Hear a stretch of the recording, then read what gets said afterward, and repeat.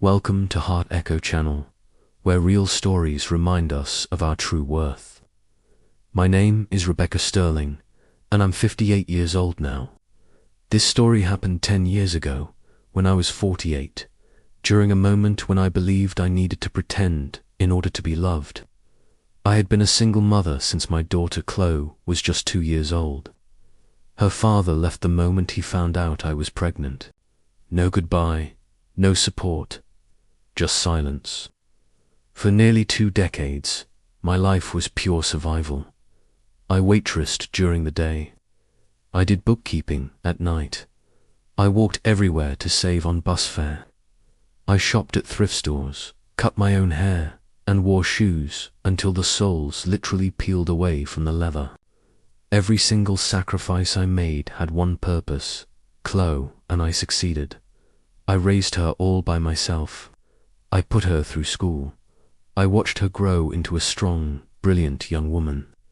But when she left for college, the house went quiet. That's when the loneliness hit me like a tidal wave. My sister, Patricia, had been telling me for years, "Rebecca, you've given everything to your daughter.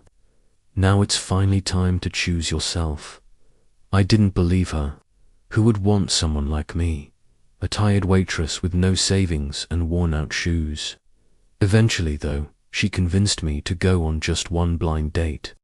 His name was Christopher Mitchell, a widower, a successful investment firm owner, and the father to a young daughter. The moment I heard successful businessman, my stomach just dropped. I didn't belong in his world, but instead of listening to my fear, I chose deception. I borrowed Patricia's expensive dress, her jewelry, her handbag. I practiced sounding confident, polished, and successful. I told myself I wasn't lying. I was just editing.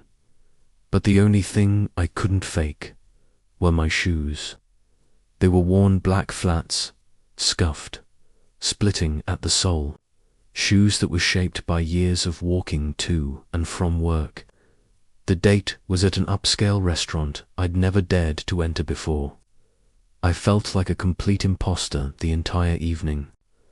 Christopher was kind, thoughtful, and incredibly attentive, and I lied by omission. I talked around my job. I danced around the truth about my small apartment. I completely avoided mentioning my struggles. Then, after dinner, we went for a walk through a park.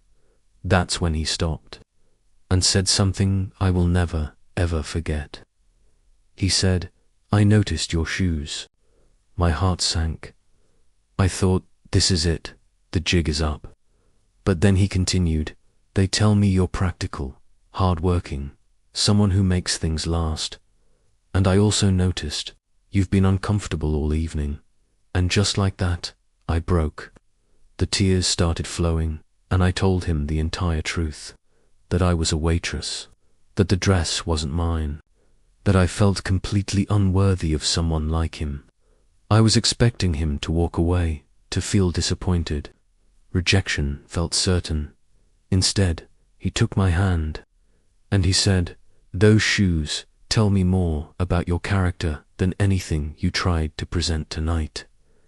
Then he told me about his late wife, how honesty mattered more to her than any appearance. And for the first time in so many years, I felt seen, not pitied, not rescued, just seen for who I was. That night, I stopped pretending, and that single moment of honesty changed absolutely everything. We started dating slowly. We went to diners, parks, libraries.